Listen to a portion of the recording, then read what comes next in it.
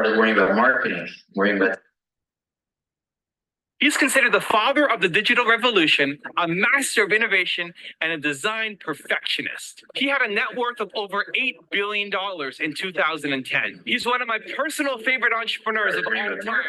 He's Steve Jobs from Apple, and here are his top 10 rules for success. The digital revolution, a master of innovation, and a design. The thing I would say is, he had a net worth of over $8 billion in 2010. when you grow up, you tend to get told that the world is the way it is, and your life is just to live your life inside the world. Try not to bash into the walls too much. Try to have a nice family life. Have fun.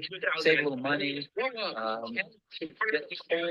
But life, that's a very limited life. Life can be much broader. Once you discover one simple fact, and that is everything around you that you call life is made up by people that were no smarter than you. And you can change it. You can influence it. You can build your own things that other people can use. And the minute that you understand that you can poke life and actually something will, if you push in, something will pop out the other side, that you can change it, you can mold it. That's maybe the most important thing, is to shake off this erroneous notion that life is there and you're just going to live in it, versus embrace it, change it, improve it, make your mark upon it. I think that's very important. And however you learn that, once you learn it, you'll want to change life and make it better, because it's kind of messed up in a lot of ways. Once you learn that, you'll never be the same again. People say you have to have a lot of passion for what you're doing, and it's totally true. And the reason is because it's so hard that if you don't, any rational person would give up. It's really hard, and you have to do it over a sustained period of time. So if you don't love it, if you're not having fun doing it, you don't really love it, you're going to give up.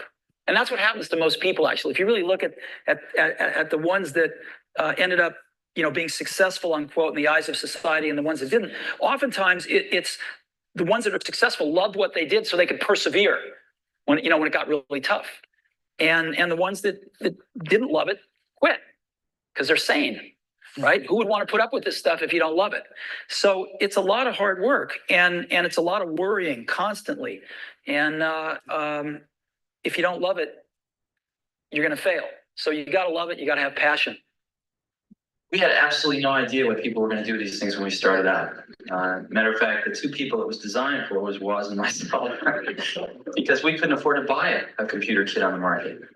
So we liberated some parts from Hewlett-Packard and Atari, and worked on a design for about 6 months and decided that we would build our own computer. So we built them, and Woz was up till 4 in the morning for many moons.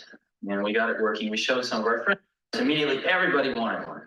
And it turned out that it took about 40 hours to build one of these things and about another 20, 30, 40 to debug it. And we had a lot of friends that worked at similar companies who could liberate the parts also. And we found ourselves spending every spare moment of our time helping our friends to build computers. And it was just getting to be a tremendous drain on our lives. So we got the idea one day that we could make a printed circuit board without the parts in it, sell these blank printed circuit boards to our friends and probably cut the assembly and debug time down to 5-10 hours. So Woz sold his HP 6 calculator and I sold my van, and we got $1,300 together, and we paid our friend of ours who was this PC board layout person $1,300 to do us a layout, and decided we'd sell printed circuit boards at twice what it cost to build them and hopefully recoup our calculator and transportation at some later date. So that's what we did. And I was out trying to peddle PC boards one day and walked into a bike shop, the first bike shop in Mountain View. And Paul Terrell, the then owner of the bike shop, said he would like to take 50 of these computers. And I saw dollar signs in front of my eyes. But he had one catch, which was that he wanted them fully assembled and tested, ready to go, which is a new twist. So we spent the next 5 days on the phone to distributors and convinced the electronics parts distributors around here to give us about $10,000 worth of parts on thin air, just on enthusiasm. So we got the parts and we built 100 computers and we sold 50 of them for cash, and 29 days paid off the distributors. And that's how we got started. So we had 50 computers left over. Well, that meant we had to sell them. So then we started worrying about marketing, worrying about distribution, got on the phone with the other computer stores around the country. And gradually the whole thing began to build momentum. And at that point in time, we had some feeling that we were onto something, but the feeling is so different than the experience of actually seeing it happen right now. It's entirely different. And sometimes a lot of people ask, well, did you know it was going to mushroom into this phenomenon? And you could say, yeah, you know, we planned it out. We had lead on a piece of paper, but it's different than the experience of seeing 500 people working at Apple computers. Very different than the experience of seeing a 5-year-old kid who really understands the tool that he's got in front of him. When you first got the job as CEO, you got a call from Steve Jobs and he offered you some advice. Well, he didn't call to offer me advice, but we had worked together on a Nike Apple collaboration called Nike Plus. So we took what Apple knows, what Nike knows, and brought a new technology to the market. Yeah. Anyway, long story short, he said, "Hey, congratulations! It's great. You're going to do a great job." I said, "Well, do you have any advice?" And he said, "No, you're great." And then there was a pause, and he goes, "Well, I do have some advice." He goes, "Nike makes some of the best product in the world. I mean, product that you lust after, absolutely beautiful, stunning product. But you also make a lot of crap." He said, "Just get rid of the crappy stuff and focus on the good stuff." And then I expected a little pause and a laugh, but there was a pause but no laugh at the end. Yeah. And he was absolutely right. Greatest people are self-managing. They don't need to be managed. If once they know what to do, they'll go figure out how to do it. They don't need to be managed at all. What they need is a common vision. And that's what leadership is. What leadership is having a vision, being able to articulate that so that people around you can understand it, and getting a consensus on a common vision.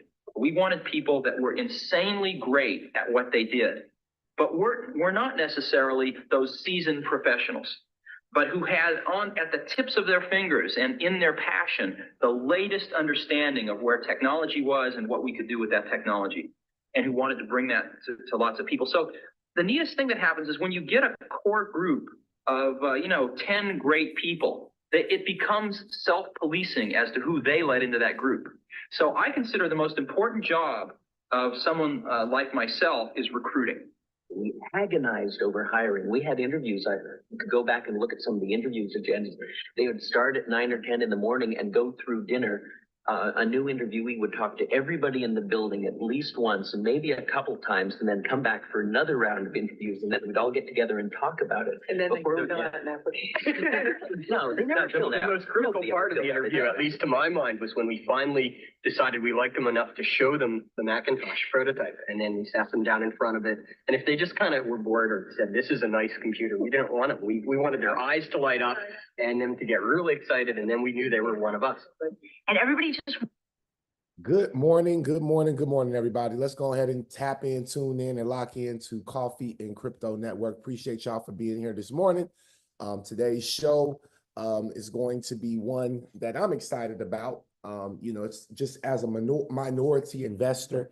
There wasn't a whole lot of crypto news out there that just wasn't like regurgitated. In my opinion. I think a lot of the stuff that I was seeing was things that I was just like, it's not really necessary to necessarily report on. So today I had the goal to actually talk about something that is more close and more tight-knit to my heart, which is minority access and minority wealth gap closing here in cryptocurrency. If you are a minority, this is going to be a very important episode to you, because I believe that, we have a birthright to gain wealth in this market, right?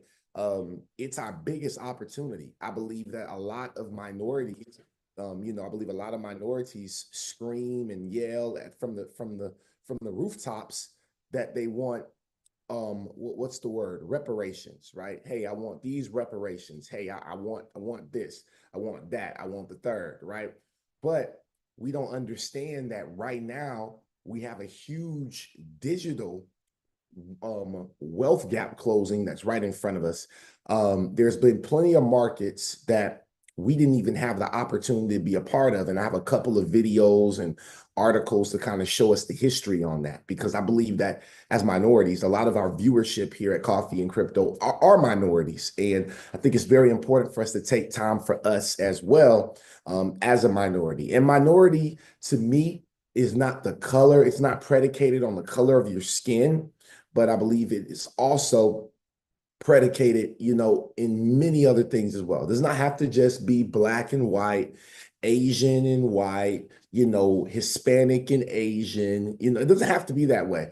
There are other things that predicate, a minority. Sometimes it's just could be your mindset. The majority mindset is not focused on wealth. So how do you take yourself and separate yourself from the minority mindset?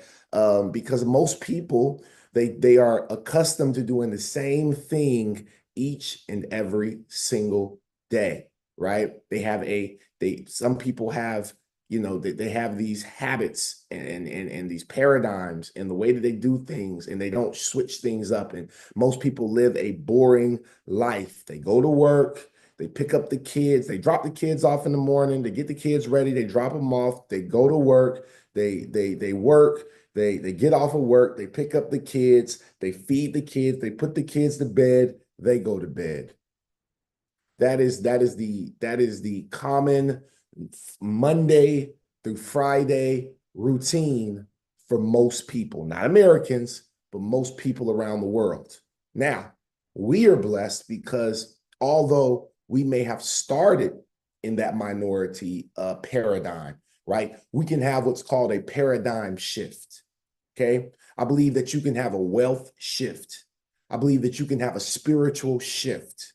A shift is needed, and the shift is amongst us. And it's important for us to understand that we either are going to get on the ship, the ship shift. All right, we're either going to shift with the ship, all right, or we're going to get left behind. Really grateful, really excited. And I need you all to go and share this link out. YouTube is doing numbers this morning. I appreciate you all so much for tuning in and tapping in. I know our last episode last Thursday was a little weird, a little awkward, but I just want to update you all and let you know that I have a few things that I'm working on. I took heed to my viewers, and we did create a Rumble. Okay, so I will be going live on Rumble very soon. I'm just finishing the setup for that channel. I've never done it before, so I'm just trying to give the people what they asked for. So immediately after that show, I've been working, trying to get everything set up for my new Rumble account. So we will be going live on Rumble. So you will be able to catch us on Rumble. You'll be able to catch us here on YouTube. So if something happens on YouTube, if we get shut off for any reason on YouTube, you all will be able to just switch over to our Rumble page as well. So make sure you go and follow us, and I'll give more information out about our Rumble channel coming up very soon.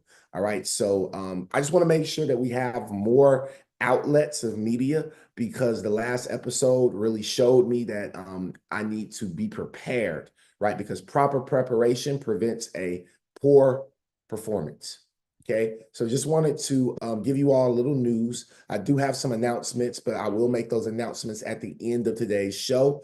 But with that being said, we're now 2 minutes into 10:10, and we're going to go ahead and jump into today's bullish content again, which is entitled Minority Access to Crypto Investing on the Rise.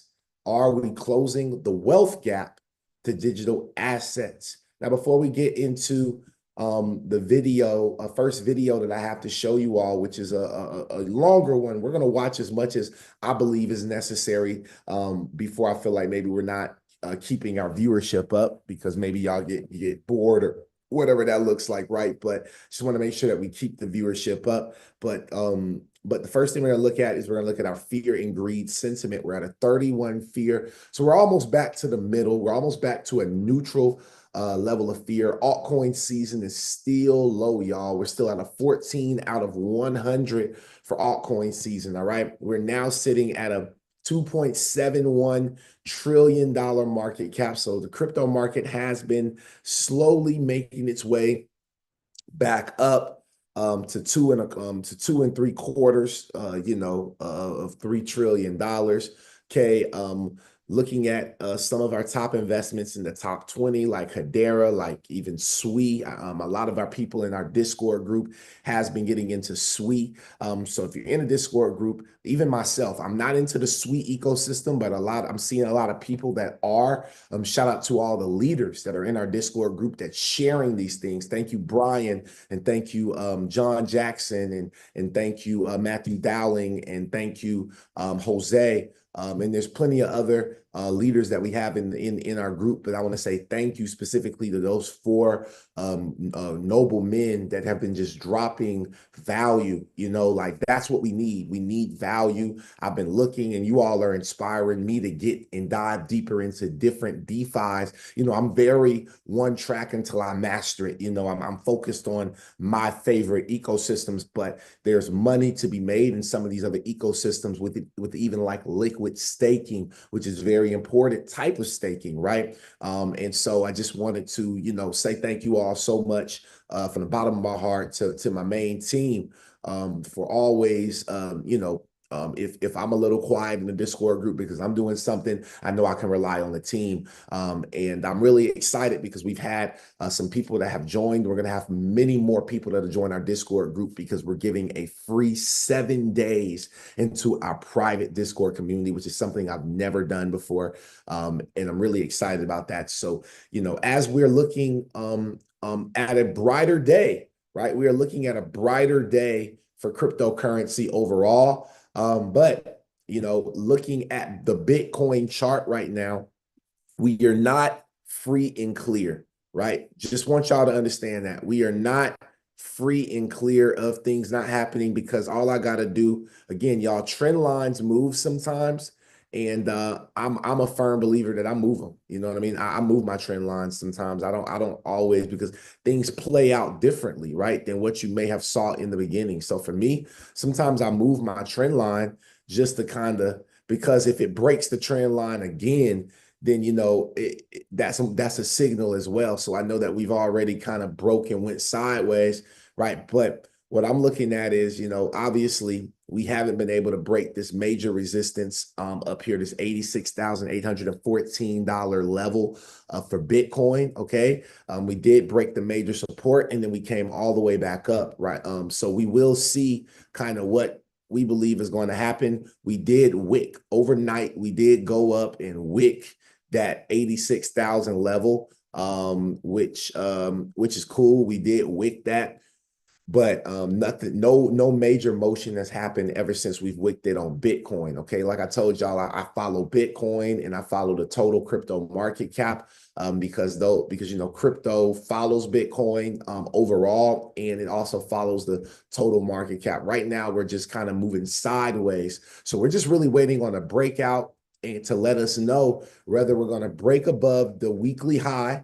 Okay, if we're going to break back above this weekly high right here, or if we're going to just stay below that and continue to go down, okay, which in my opinion will continue to lower, right? It will continue to lower, obviously, the sentiment in the market, and more fear would be instilled in the market. Okay, I also see a potential inverse head and shoulders pattern. Okay, and I want to make sure that I give you all everything I see, right? But I see a potential inverse head and shoulder pattern, and I'm going to draw it out for us. Okay. Oh, actually, give me 1 second, y'all.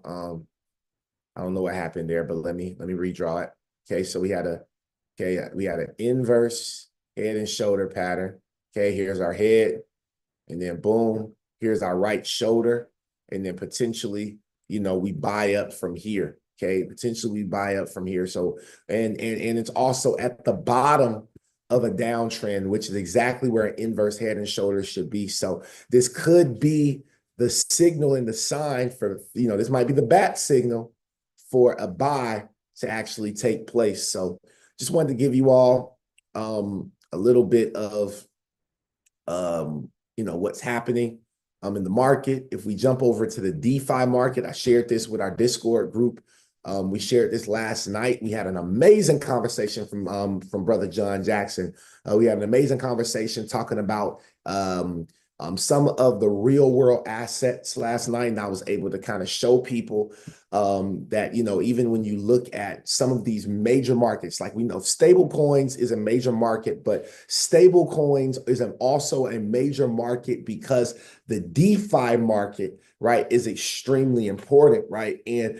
the stablecoin market cap altogether right now, we know stablecoin legislation has been passing and really working toward passing. We're at $233 billion market cap for stablecoins. Stablecoins itself, in my opinion, will be upward $5 to $10 trillion by itself, you know, because of its use case. And so if we're talking about going from not even a quarter, like we're at 233 billion. So we're not even really at $250 billion. We're a little bit of money away from a quarter of we're a little bit of money away from $250 billion, right? $250 billion. Okay. And we're not even at $500 billion or $1 trillion market cap. So this shows us how early you are to the game. And out of this entire, even the 233 billion, only with the total value locked up in DeFi, we're looking at $91 billion market cap right now. If we look at the highest ranked protocols, majority of these protocols, okay, even like Lido, Aave, most of these family are Ethereum backed. Were built on the Ethereum using Ethereum smart contracts and things like that, right? And if you look right here, okay, and just to show you all where we are, 50 out of the 90 something billion, only 55 billion, not only 55 billion is made up of Ethereum. This right here, if you all really take a look, the total value locked in all chains is very similar to, if I go back and I take a look and we go over to, let's just go to some of the sentiment information right here. And we take a look, actually, coin market cap, okay? Look at this right here, y'all. Look at this, y'all. Bitcoin constitutes, out of the entire top constituents of the top 100 index here on coin market cap for the top 100 coins, okay? Bitcoin sits at 1.7 trillion. Ethereum comes in at 196 billion. We're talking about market caps. Bitcoin makes up 69, almost 70%. We're just going to round up.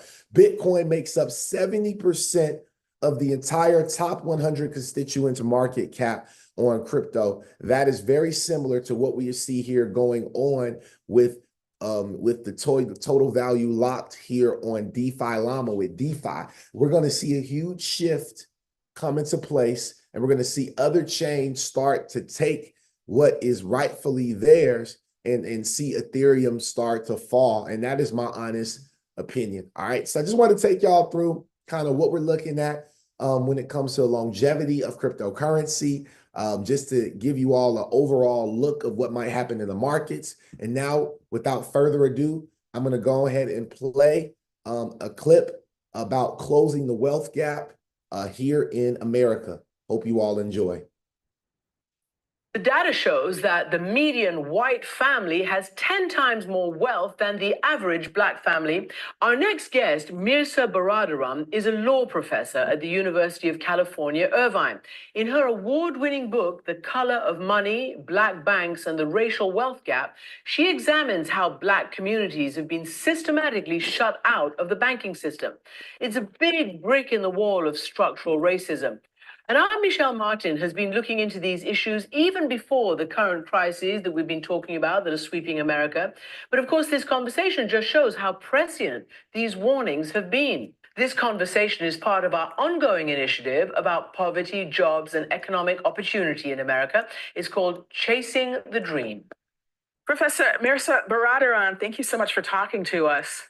Thank you so much for having me. So your latest book is called The Color of Money, Black Banks and the Racial Wealth Gap. And it's specifically about the role of Black banks. But your work is so much more than that. One of the things that you say in the book is that the wealth gap is where historic injustice breeds present suffering. that this is rooted not just in slavery, but in the history immediately following slavery. How does slavery, which ended in 1865, have present day consequences? One of the things I try to do in the book is to look at the myths that we tell ourselves about sort of American capitalism and then kind of show the reality and show the gap between, right? So the myth is that once slavery was ended, there was sort of capitalism and free markets. And, that since then there has been equality. And the reality is, on the economic front, the American markets were not open and capitalistic and free, right? Specifically in the protection of Black property, which was never there, exclusion from certain jobs and markets. So after the Civil War and emancipation, instead of getting land, the freed slaves did not get land. They got this savings bank. They put their money in the savings bank, trusting it, thinking that it was backed by the full faith and credit of the federal government, which it was not. It was advertised to be, and they lost half their wages. And this is in a time of heavy segregation and sharecropping, right? Sharecropping is an arrangement that is a debt arrangement. It was basically freed slaves going back to the plantations, some of which they had just sort of escaped from, and growing cotton in the same way they did under slavery, except for they were no longer slaves. They were, sharecroppers of the land. They were tenants. That was not a wealth building mechanism. Meanwhile, a lot of, white Southerners and Westerners and Easterners were able to get benefits from the Homestead Act. If you look at, the 1934 era New Deal measures, those are much more consequential to today. So what the 1934 FHA and GI bills did is sort of cement that racial segregation into law and policy. And what they did is go around drawing risk maps around the country. So this is before credit scoring or anything like that. And they said, look, if you live in this certain neighborhood, the risks are low, your property is going to gain value. And so we're going to insure your mortgage.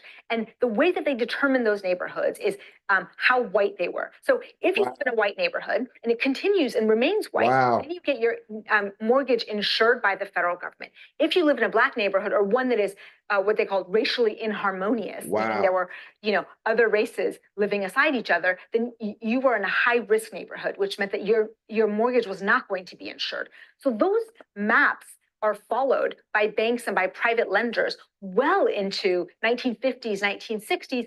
And you have, contracts, housing contracts, putting racial covenants in the contract. You have HOAs, you've got neighborhood associations, really just enforcing the boundaries of their neighborhood and excluding Black and brown people. You make the argument that credit really creates wealth and that if African Americans are locked out of the credit system, it keeps them poor. Why is that? So I want to distinguish between good credit and bad credit, right? So the good credit, the FHA loans, the GI bills, the kind of stuff that is, government subsidized, guaranteed, low risk credit, a 30-year fixed rate mortgage, things like that. That's good credit, right? So now you can pay, if you have a little down payment, you can pay basically less than you're paying in rent and you're building equity in a house. That's a good mortgage credit that builds wealth because then you're taking that little equity, that down payment that you put down and creating wealth because your property is going to increase if it's in a certain neighborhood, or a student loan that is low cost. You can use to go to college and then hopefully make some money and use that good credit. Bad credit is the stuff we talk about, payday loans and installment credit and subprime credit, and high interest, high risk credit. So what you've had is I call it a Jim Crow credit market that has developed on top of these segregatory patterns. And so what we've offered a lot of white communities since the New Deal to now is lower cost credit, right? And then to Black communities, it's been installment credit, subprime credit that sort of blew up in those spaces, and credit that is not wealth building. So I want to distinguish credit, the two types of credit. So we're not just talking about all access is good access, right? So just, payday lending is not good. You make the point that white immigrant groups have at points in their history faced the same kinds of restrictions that Black people have. I mean, they were locked out of lending institutions. They were segregated in certain neighborhoods at some point. But you say that they've had a very different trajectory. Tell me more about that. In fact, you cite the Bank of Italy as an example, which was formed when Italian immigrants faced discrimination and were ghettoized. What happened there? A very different history than that of most of the banks that arose to serve Black people. What happened there and why so different?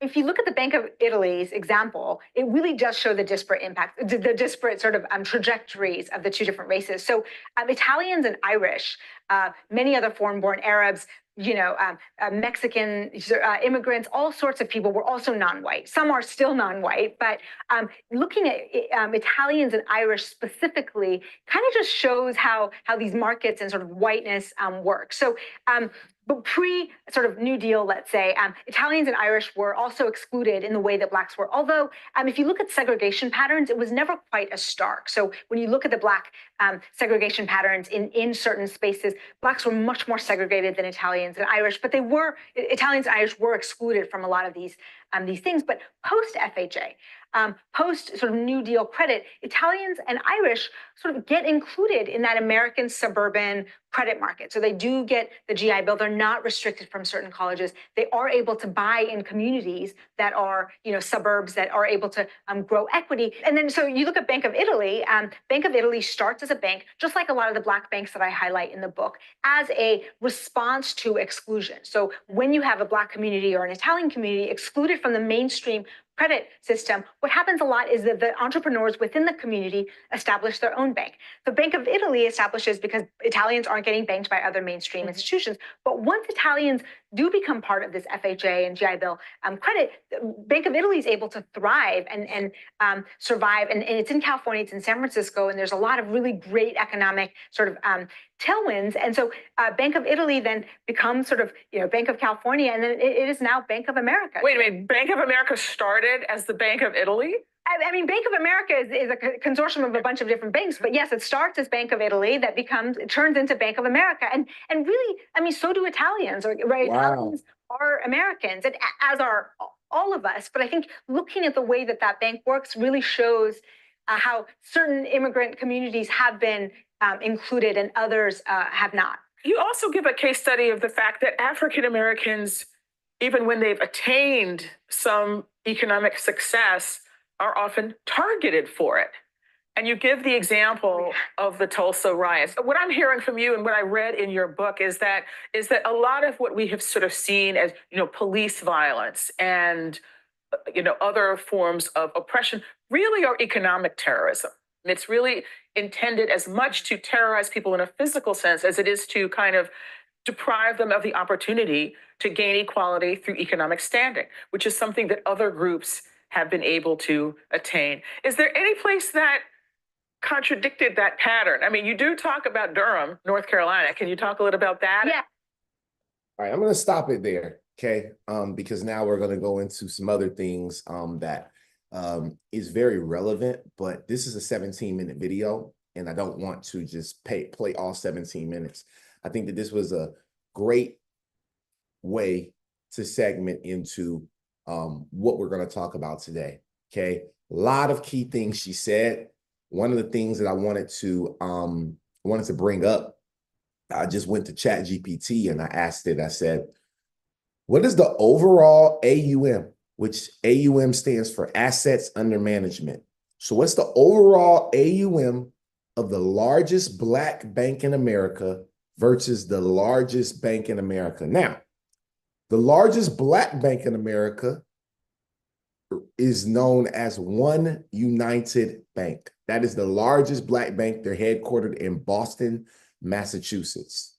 The largest United States bank, as we all know, is JP Morgan Chase.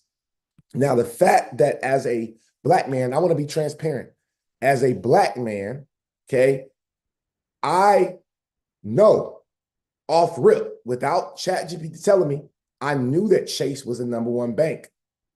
I did not know of One United Bank, even as an African American.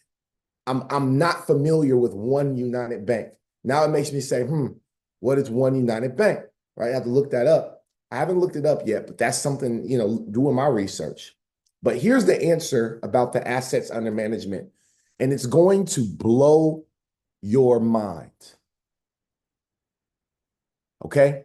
Y'all hang on to your seat because this one might make you a little bit upset. Hear me out. One United Bank has a total assets of approximately 661 million, not billion, not trillion, $661 million. In contrast to the largest bank in the US with a total assets as of this year of $4.003 trillion. So we're talking about 661 million, not even $1 billion in assets under management versus a $4 trillion behemoth. That means that One United Bank assets are about a 0.0165% of JP Morgan Chase's assets, highlighting the significant disparity in scale between the largest Black-owned bank and the largest bank in the country. So I want y'all to realize something, okay? I want y'all to understand something. $661 million. Okay, now I'm going to ask, which bank in the US has the lowest AUM of all banks? And let's figure out that, right? Let's figure out which bank has the lowest, if it can let us know. Okay. Dang, that's crazy. I didn't know you could have I didn't even know you could have a bank. Yo, this just messed me up, y'all. Wait till you hear this. As of the latest available data, Nicholas Financial Inc., that's the name of it, is reported to have the lowest total assets among U.S. banking and lending institutions with approximately $37,000 in total assets. $37,000. Some of y'all got that sitting in your crypto portfolio right now. Hello. Some of y'all got that sitting in your crypto portfolio right now. Hello. Hello. All right. So that means if we got $37,000 worth of XRP, if your XRP holding sitting at 37,000 plus right now, you a bank. We are the bank.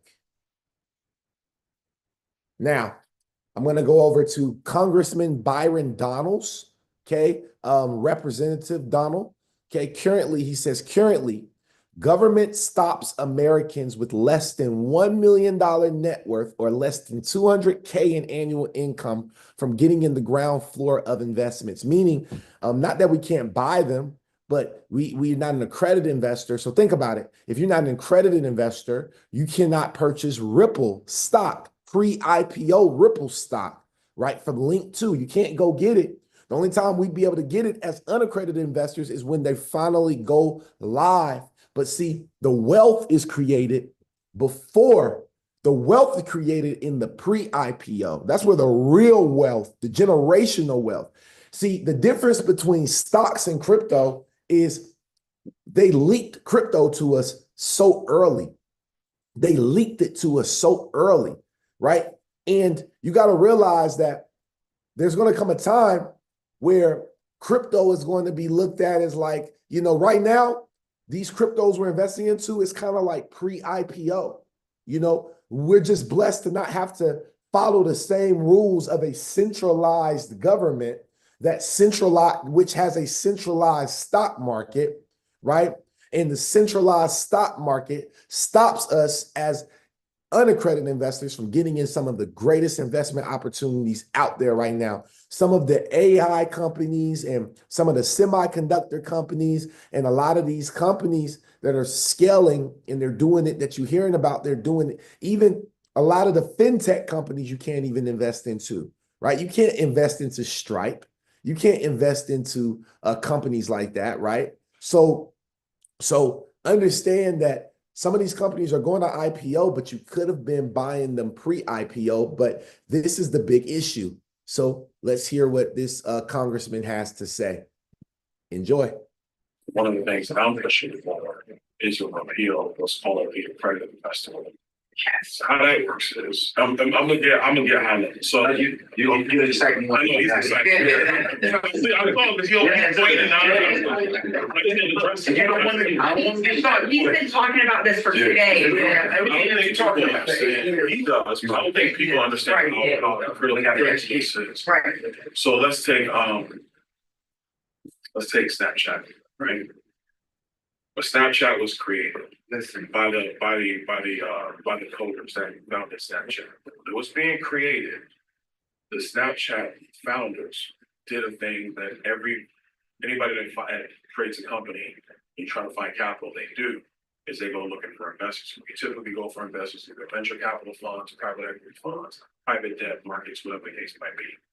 There's nothing wrong with those markets. People are going to them to find capital for their business. What happens is that if you're not an accredited investor, you're not allowed to participate in that fledgling investment because the United States says you don't have enough experience.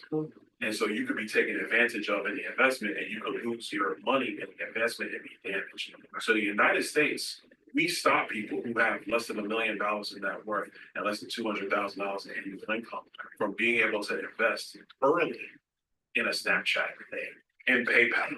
Yeah, and all these various technological advancements. So when you, in my view of the world, when you merge digital assets with the repeal of the accredited investor rule, now you have an entire industry where people who might have $1,000 to let him cook. Hold on, let me rewind that for y'all real quick because he just told y'all in this new world, this is how Black people, Asian people, Hispanic people, okay, Africans, it doesn't matter. If you are a minority and you say you want reparations, reparations will not be given to you. You have to take them. But the good thing is we don't gotta take them like that because it kind of has been given to us. It kind of has been laid out on a silver platter. But you know, you had to go research for it. You had to go looking for it. It didn't just come into your bank account. You know, crypto wasn't just dropped in your bank account as a refund check or you know, as some type of, you know, UBI or something, right? You had to actually take your hard-earned money and invest in something that nobody knew about at the time and have what we call a faith overflow. In a Snapchat thing and PayPal. Yeah, and all these various technological advancements. So when you, in my view of the world, when you merge digital assets with the repeal of the accredited investor rule, now you have an entire industry where people who might have $1,000, $2,000, they're working a job, they come across a company and say, you know what, I think I want to invest in that company. Now, are they going to become Elon Musk off of that? Probably not. But can they turn that $1,000 investment to $100,000 or $200,000, $500,000 because the actual investment paid off? So can you take $1,000 and turn it into $50,000, $100,000, $500,000? He said absolutely. And I've watched people do it in this industry. So I'm just going to back him up and say absolutely. Here's another sad stat. Okay. Now this is back in 2020. Okay. I am curious to see where we are with this now, but African Americans, okay, pay attention now. African Americans held, okay, I want y'all to just look at this real quick, okay? What are we looking at? We're looking at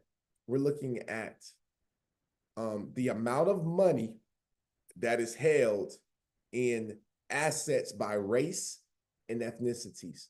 Whites held slightly more than 100 trillion in assets at the end of Q1 of 2020. Real estate, consumer durables, corporate equities, private businesses, other assets, pension entitlements. Okay? Pension entitlements.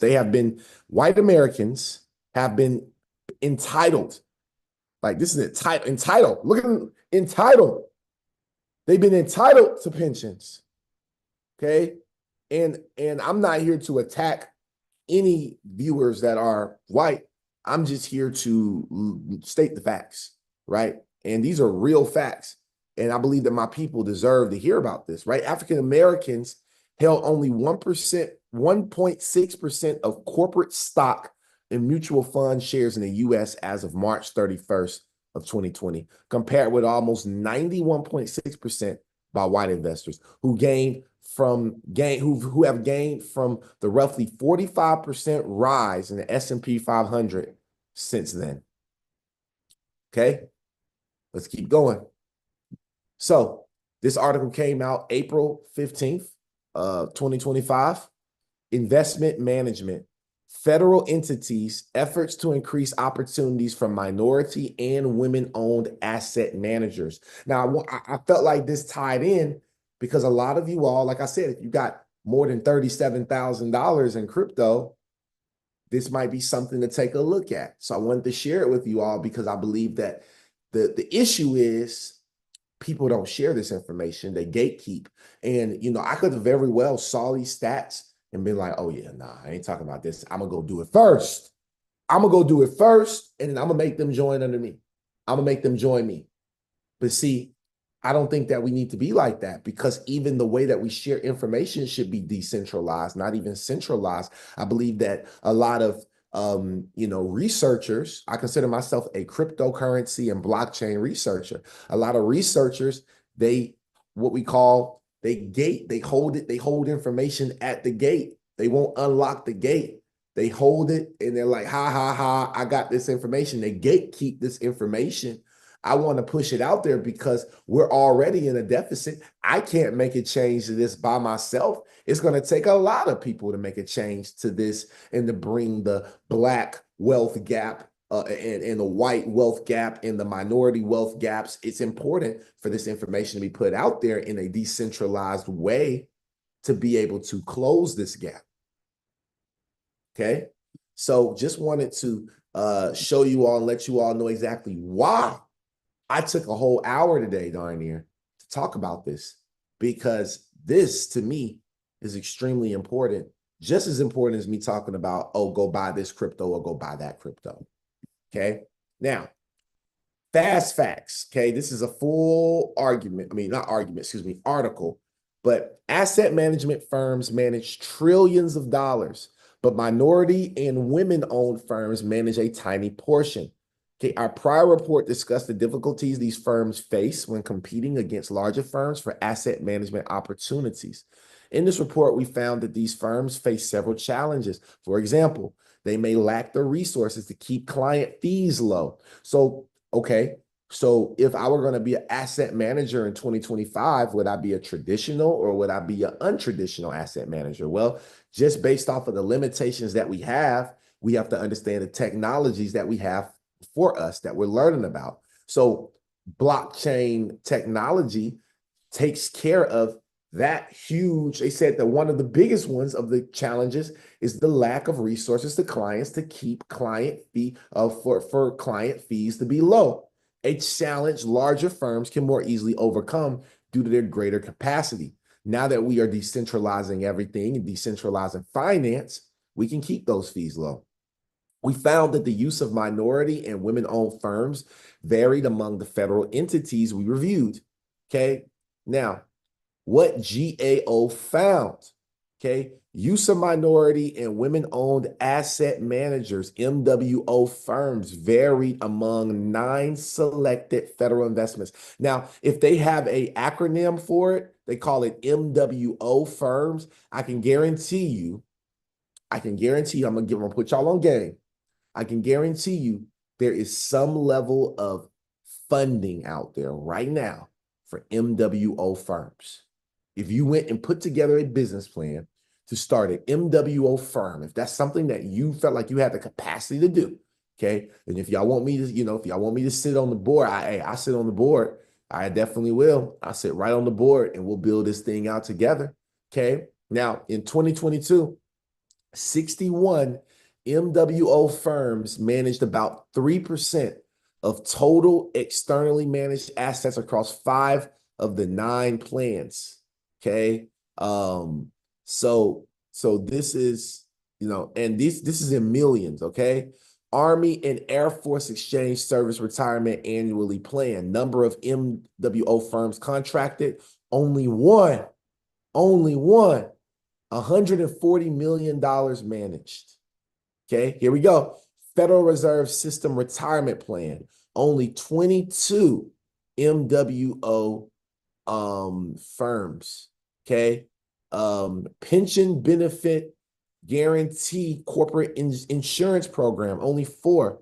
Smithsonian Endowment, only 26. The Tennessee Valley Authority Retirement System, only 9 NWOs, right? So we are not represented the way that we should be represented in this market, okay? Now, this came out November 8th of 2015, okay? Very old article, okay? The second, well, 10-year-old, not that old. The second racial wealth gap. This is what it was entitled. White millennials can often rely, and I'm speaking to my generation, right? Because it's important for us to understand the past so that we can predict the future, right? We are young enough, smart enough, vibrant enough, charismatic enough these days to be able to go and do this, right? And it's up to us. It used to be up to our parents to save us. Now it's up to us to sometimes save our parents because we have the knowledge. We grew up with the technology. We played the games. We did everything that our parents were helping us do, but we grew up in a technology era. Our parents did not grow up in a technology era. They raised us in the technology era. It's a difference from raising a child in the technology era and being the child in the technology era that has full-time access to playing with these things. Somebody drop a 7 in the chat box if y'all feel where I'm coming from right now. Let's get it, okay? So white millennials can often rely on their parents for financial assistance. For many Black and Hispanic millennials, it's the other way around. Now, I'm not going to sit here and sell y'all a fairy tale story because I don't think that, I don't think that growing up in a harsh and hard environment is something that's just like super noble. You know what I mean? Like I don't want my kids to be like, yeah, I got it. I grew up in the hood and all that. Like, that's not really my story. I had my mom was single for some time, but I could always turn around and ask my mom for something, but then there are some of you all on the call that couldn't do that because you had sisters, you had brothers, you had all these things, all of these different things going on, right? In different ways. I was the only child, right? So for me, I understood that, I could go and ask my mom for help. But again, there was a limited amount of help because I'm dealing with, again, a single Black mom at the time, okay, that was making the best, even though she could provide for me, right? But if I had went and been like, yeah, mom, I want to do this vacation or whatever, there might be a time that she couldn't have allowed me to do it, right? Or I want to, I need this to start this business, mom. She might not have been able to do it because she didn't even have her own necessary business. My mom did hair. She was an entrepreneur. But again, y'all, there's levels to this. Let's dive into it. He said, my mother and I planned to pick my dad up from the hospital for a trip to the park. He loved to sit and watch families stroll by as we chatted about oak trees, Kona coffee, and the mysteries of God. This time the park would miss him. Oh, hold on. This is a whole story. Oh, no, we're not going to sit here and read this whole story. Dang. I wish I'd have read this story before. I thought this was an article. But basically, I just want y'all to understand that. Now, we don't even have to read the article to talk about some of these things, okay? One of the biggest things is houses, right? If you think about it, the amount of houses that a Black American, Black Americans own through their legacy generations is much lower than the houses that, a white family own, right? Because there was more ownership in housing. There was more ownership in these things. Even back then, we definitely didn't have the access. And we had places that we owned full cities, right? Just like, what is it called? I can't think of it. Black Wall Street in Tulsa, Oklahoma, right? But even right here in Atlanta, Georgia, there's plenty of other stories, but we have a place called Lake Lanier, right? Lake Lanier was a thriving Black community.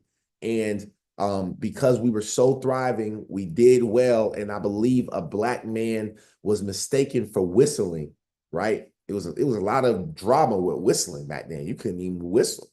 You know what I mean? Come on, y'all. Like the Black man, young boy whistled, and they came and burnt down and flooded Lake Lanier. Well, before it was Lake Lanier, it was another city in Georgia that had some of the most important Black businesses and Black families that were doing amazing, right? So we've seen in the past that they've came and they've burnt down what we've built.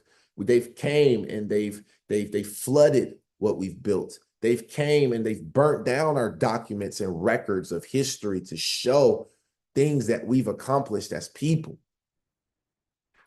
My last thing to you before I get up out of here is this. What are we going to do differently this time? Right? What are we going to do differently this time? Because they can't burn our wealth necessarily unless you are not protecting yourself in this digital space. The only way that you could be pilgrimaged is taken over at this point is by giving your keys away, by not securing. They can burn this house down. But if I took care of everything I needed to protect my investment, to protect my private keys, I got my money off the exchange, I put it into a wallet, I protect myself. This is what we call true digital sovereignty. And this is our moment of a lifetime to make this happen for ourselves. So with that being said, I want to say thank you all so much for being on today's call. Just wanted to really enlighten and inspire the next person, because these are the uncomfortable conversations that we got to have. And I'm happy that, we had the amount of viewers that we had in for this particular conversation, because to me, this one was even more valuable than just sitting and talking about some tokens and coins. But what are we going to do with these tokens and coins to help our people, to help the world, and to make a huge change in the way that assets are being managed in our communities? Thank you all so much. And now I'm going to take any Q&A, any response. You guys can raise your hand. And while I wait for anybody to raise their hand, if anybody has anything, feel free. And while I wait for that, I do have an announcement. Announcement number one is our Discord group is free. Okay, you can join us by clicking the link in our bio. You get 7 days for free. Come in here. We have multiple calls a week, trading calls, different things going on. We would love to have you at least come try us out. Like, what do you have to lose? Except nothing, right? You have nothing to lose because it's 7 days for free. If you're interested, you can click the link inside of our bios. I'm on social media here on YouTube as well. You will see our bio. You can go to our link tree and you can click that link and you can join our Discord group for free for 7 days. And my last announcement is we do have our next boot camp coming up in about a week now, y'all. We have about a week left before our next boot camp starts. So if you are interested in our boot camp, this is the last week that you can take advantage of the $1,000 discount to get $1,000 off the next 6-week boot camp. If you know you need this boot camp, you need to go from start to finish, from A to pay, literally from beginning all the way to DeFi. Right, I call it from CFI to DeFi. That's what we do. We're going to take you from centralized finance to decentralized finance. If you're ready for that, you can text me the word boot camp. Okay, you can text me the word boot camp over to my phone number. And our phone number is 678-460-6504. Again, that number is 678-460-6504. Please text me the word boot camp and I will make sure that I get you that $1,000 off. If you miss this week's promo, then the price will be $2,000. moving forward for the last week of promotion. Thank you all so much. And I am going to ask for my brother John Jackson to go ahead and unmute. Yes, sir. Good stuff, my dog. Good stuff, good stuff, good stuff. Just to relate a little bit more, I'm glad you had a chance to kind of go into details and, kind of actually show some numbers and break the information down for us. Like you said, with us being millennials and born in that era, I feel like we need to take things more serious versus, taking things for granted. Because I feel like the generations before us, the way they were raised, the knowledge that they have, was pretty much cutting edge and, hardcore, die hard. And then when it gets to our generation, it's like, we started going the opposite way. I have a maybe like a 90-10 percentage, 90% of our generation really don't want to do the work, and only 10% of us that's committed to doing the work and accepting that our parents and grandparents worked hard to put us in a position to where we are right now. Just to relate the information, we were limited as a race. A lot of information we did not have access to, and that's kind of where the gap separates us a little bit. But at the same time, 2019, those 400 years were up. And I feel like, just within these last 10 years, all the access to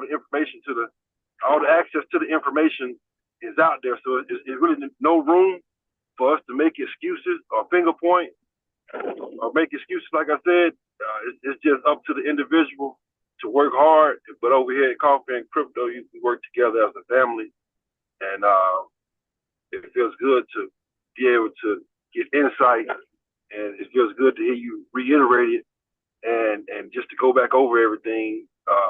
It's awesome, man, because it puts me back on my pedestal to remember what you're working hard for and what you're doing it for.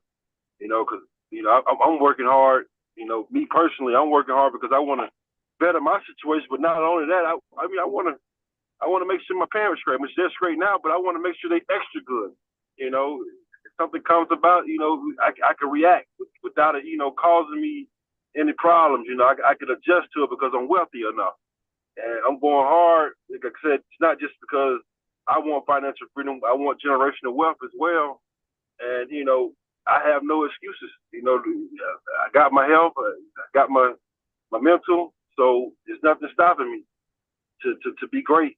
But at the same time, it's good to know these numbers and see what we came from, and go over what's happened over our previous history and remember where you come from. Because with the food we eat, the technology, the social media, a lot of this stuff is by design to keep us distracted, and at the same time, kind of knock us off our pedestal to keep us in the dark for control and manipulation.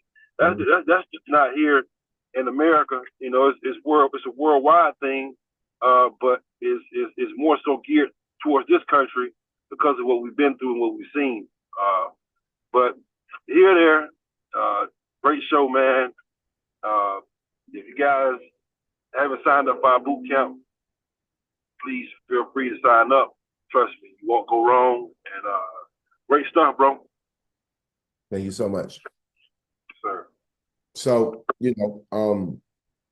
great episode in my opinion. Last thing I have before I close this out is this. With the advancements of technology, social media, access to community events,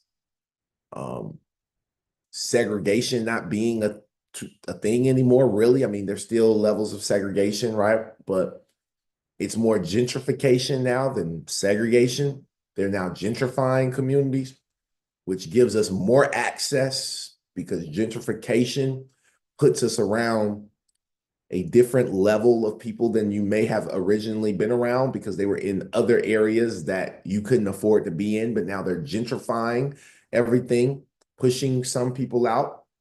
With these advancements in our lives, this is all I have to say.